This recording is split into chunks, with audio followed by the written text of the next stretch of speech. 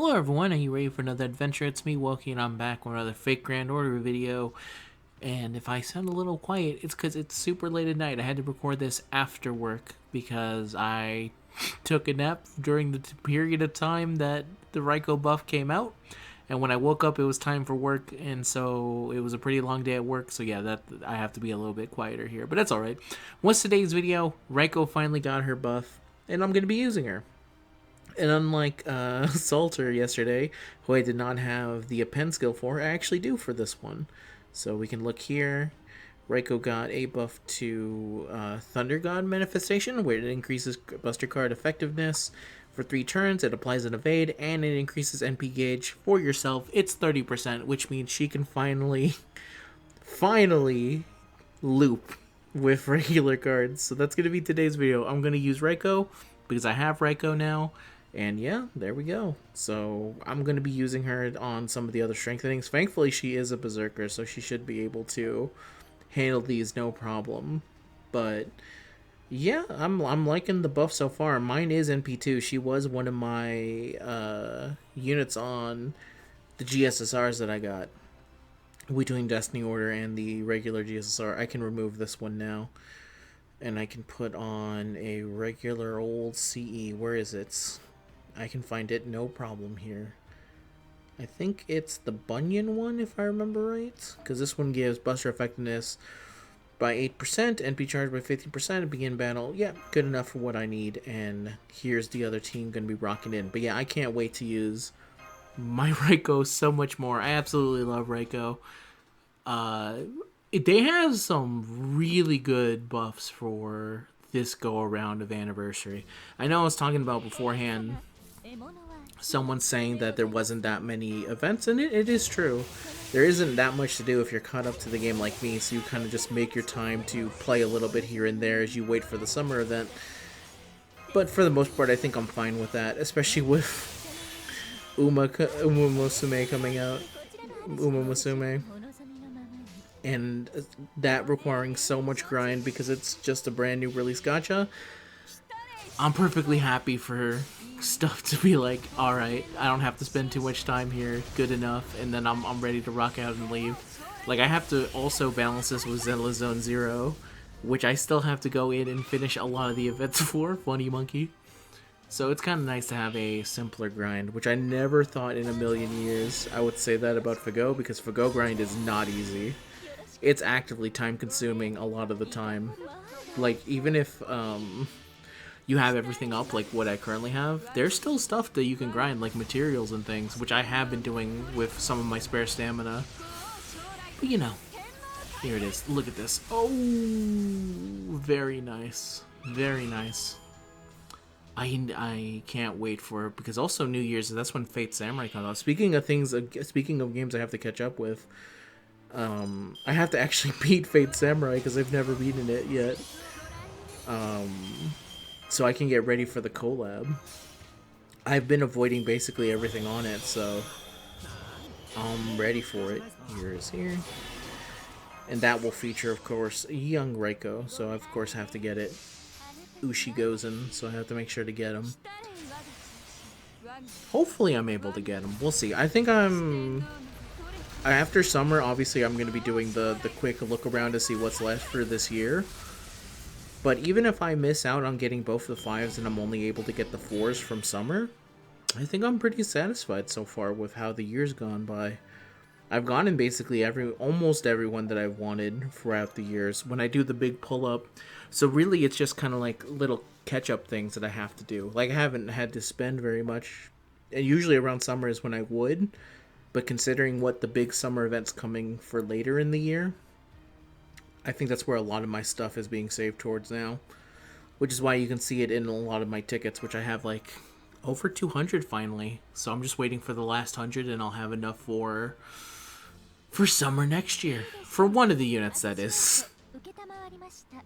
I am also still debating if I want to go for a full NP5 or not on that one. I don't know, actually. It's, I don't know if I want to have too many, I guess, NP5ers on my team. I'm pretty satisfied with the 3 that I have, the 4 I have, actually. But I don't know. I think the next one I would definitely want to do it would be for a unit that I'm like, no, I need that MP5, which would be a Quetz or Cuckoo type of unit. It'd have to be we're talking like a Category 5 FGO release, all hands on deck. I can't believe they released this. This is insane, and I'm not talking about power-wise, I'm talking about in general-wise. Because when it comes to me, power is not really a factor when it comes to why do I MP5 something. It's because I like the unit, and that's why I'm doing it. If I did it for power reasons, obviously there'd be plenty of good options to go MP5. Ash would be a good one for the current ongoing thing. Berserker Castoria would be a fantastic MP5 to have. But, you know, that's not really why I'm doing it. I would like to have them, for sure. But usually MP1 is good enough for me. You know, things like that. Like, funny enough, Super Bunyan would be on my list of potentially MP5s. Quetz is on the list as well, but doesn't mean it's going to happen anytime soon. Would Van Gogh? I don't know if I would consider Van Gogh for it. I think it'd be cool to have it, but them not having a attack focus one, it's really more of a support one. I still feel really weird getting NP5 for supports, even though I do recognize getting NP5 of it would be very good. Like, an MP5 Castoria is insane, so compared to an MP1er, I just always did in my mind, I'm like, well, I can use her at full capacity, even at the small one. Nice damage, not bad. Remove the buffs and go to bed, mama. That's what you need. Just need some nice sleep. Here we go. Yeah, Yep. What else am I gonna talk about here? Alright, go here. Then beat up this final one. Then we got one more to do. It's so much easier to also get these strengthenings done. As someone who actually legitimately reads the story, the interludes, I have so many backed up because I actually legitimately need to read them. And I refuse to continue on unless I've read them. I'm a big fan of reading in general. I would suggest it. You should try reading. I tried to get back into reading a little bit. I go to the local library now and then and pick up books. I've only done it twice so far, so I can say plural books. Mainly just Stephen King things, just because the local library that I have doesn't have like the hugest selection. But then a coworker friend of mine, after I told them, yeah, I use the library now, he's like, oh, are you doing the future where you can get one book sent from one library and bring it to your local one? And I said, that's a thing you can do? He said, yes. And I said, oh. Yeah, he's like, here's the app that you use that's for the LA specific thing. And I'm like, okay, I'm going to look into this later.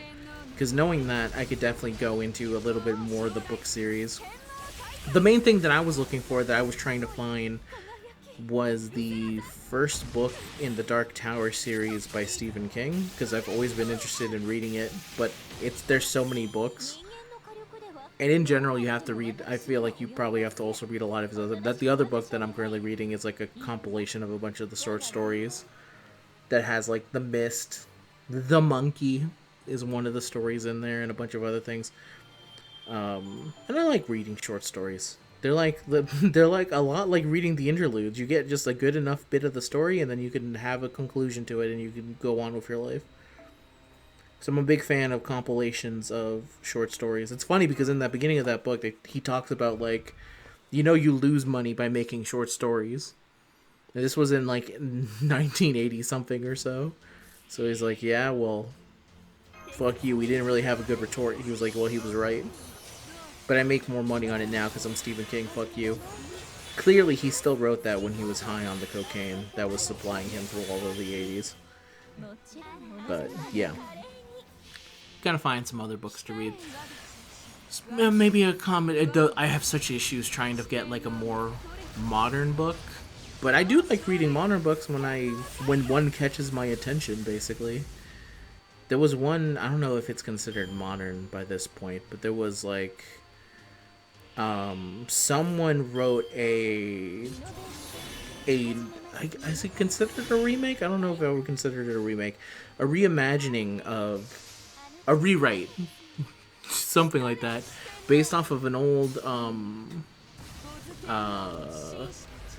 Lovecraft story, which was the Red Hook, something like that, something in the Red Hook.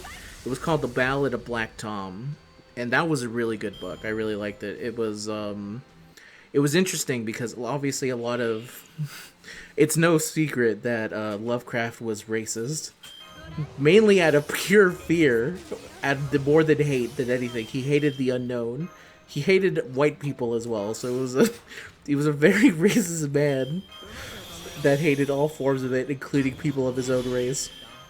But either way, like I was saying, Ballad of Black Tom has a black protagonist, and they go in a lot of the.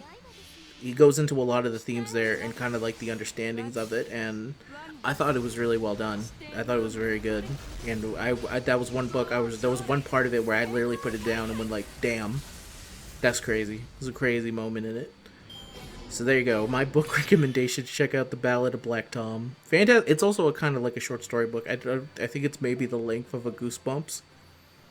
I've also read a lot of Goosebumps back in the day. That's how I'm able to read. There was a time in high school where, when it came to reading, because we had the accelerated reading program where you would take like tests and stuff on it. I'm not sure if they ever still kept up with it.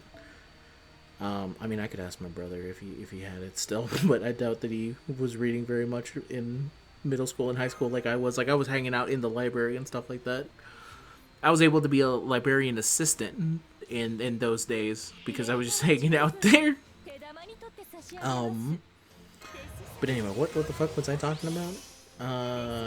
The best way to do the reason I did so much of the reading was, one, I liked reading. And two, if you did accelerated reading, you got, like, computer time. And our computer, first of all, I don't think it worked for a couple years. We didn't figure out how the fuck to put it onto the internet. So for me to actually go on and be able to go onto those old sites that a lot of people talk about, like eBaum's World and Funny Junk and stuff like that, I used to do it through the library in my middle school and high school. That was the way I was able to see a lot of the old classic internet videos, like this song about the Backstreet Boys being gay, Mario vs. Sonic pixel animations that ended extremely inappropriate from way back in the day, but we thought it was funny. If I saw those now, I would probably say, okay, that last bit was kind of unnecessary. I don't know why Knuckles had to do that, but point is, I was watching that in the library at school, so I had to do a lot of the accelerated reading, so you had to read really fast. And Goosebumps, you could read out in basically a single day. So that's what I would do, is that I would take a Goosebumps book, finish it in a single day, and do the accelerated reading thing from it because it was just that easy to read. And so it caused this thing where I became very good at reading for that reason. To the point where people didn't know that I was very good because I was a very bad student in school. Maybe one of the worst. I failed, I think, all of high school the first 2 years, which made my last 2 years of high school a living hell. So I don't recommend it if you're a child currently going through high school. But one of the things but by that point, when I entered like the 10th or 11th grade, they had an understanding that I was maybe not the greatest student ever in all of school. But during English class, we had assigned books for it. And in my specific class, we had a book to read called White Oleander, which White Oleander is a story about...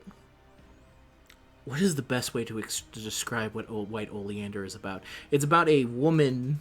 No, it's about a girl who has a bad mom, and then she lives a very tough life afterwards because of her mom allegedly killed someone. So she kind of gets through the orphanage system, and she deals with a lot of messed up... She does not leave a very good life. It is a tough life. And there's a lot of manipulation, there's a lot of sex, there's a lot of crazy things in it. So one day I was bored, and they assigned us to read the book, right? My English teacher told me, you need to read this book. And I said, I'm not doing that. And then one day I was bored, so we were assigned to do chapter 10. And I said, alright, I'm bored enough in my current class that I'm just going to start reading this book. And I started it from chapter 10, and then I finished the book, And then I went back to the beginning of the book to go like, well, I didn't understand what was happening in chapter 10. So I read all I read all the first chapters again. And so by that point I was like, okay, well, I'm caught up with the class. I need to talk to I can actually participate in the models, because before then I was just kind of going like, man, that's crazy, as people said stuff.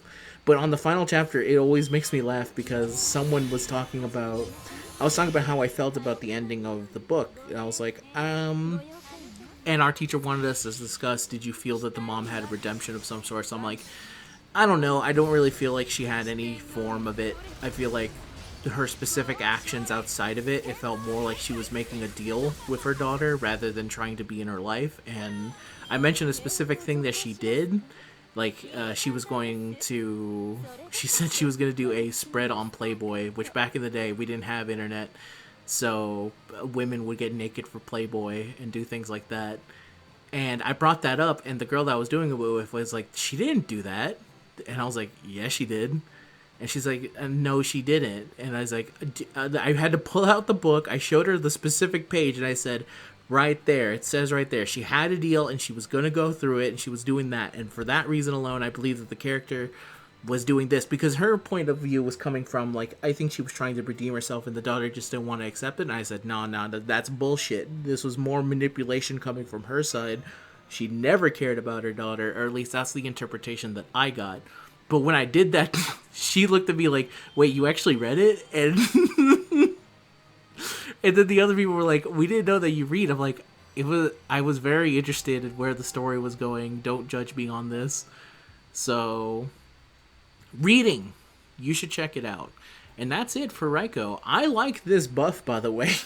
I'm enjoying it. I think, again, so far a lot of the buffs they did for this year in the game have been pretty sick. I like this one. I like the... Raikou got a lot of buffs because, unfortunately, Arjuna Alter just completely negated her the second she released, and they have been trying to catch up with her, and I think they finally did a good enough job where she enters this realm of very good, and in some cases she can out-surpass Arjuna Alter, while Arjuna Alter is still probably my de facto in my head, like, this is just a very good, strong, generic berserker that you could use.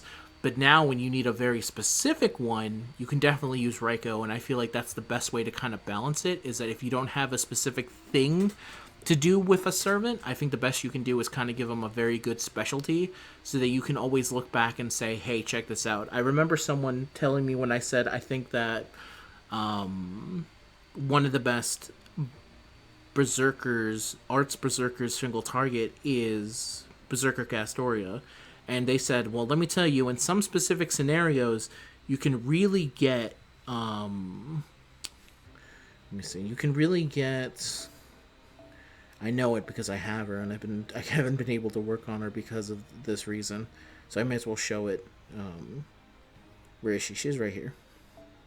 She says specifically, Krimhild can, in certain cases, deal a lot of damage if you're using the anti-dragon buff, and in some cases she can actually outperform Castoria under certain circumstances. And I think it's cool that the game has options like that, where a person can look at what is the strongest servant currently, which under a vacuum would be something like Berserker Castoria, but then you can still use these others in very specific ways, either because you're fighting a boss who is a dragon, or you're able to turn them into a dragon by using some of the other options that you have in the game, such as using this man right here, who should be all the way up here, yeah, who can kind of use them like that. And I think that's a cool way of kind of approaching it. It makes it so that there's always a clear, defined hierarchy of power, as The Rock would say. Sorry, it's late at night, my words are being jumbled. While also being ways for you to make some of your favorites kind of get up there in terms of power, and you can go, look at this cool shit that I can do, look how much power they can get. It's a lot of hard work, but I feel like that makes it much more deserving at the end of the day. Anyway, that's the end of the video, everyone. Feel free to tell me how you're feeling about Raikou's buffs, how you do it in general. These videos are kind of very casual, kind of just talk about it, but you know, I'm always there. I guess it's better than nothing. I'll see you guys later. Peace out, have a good day, and have a good night. Bye-bye.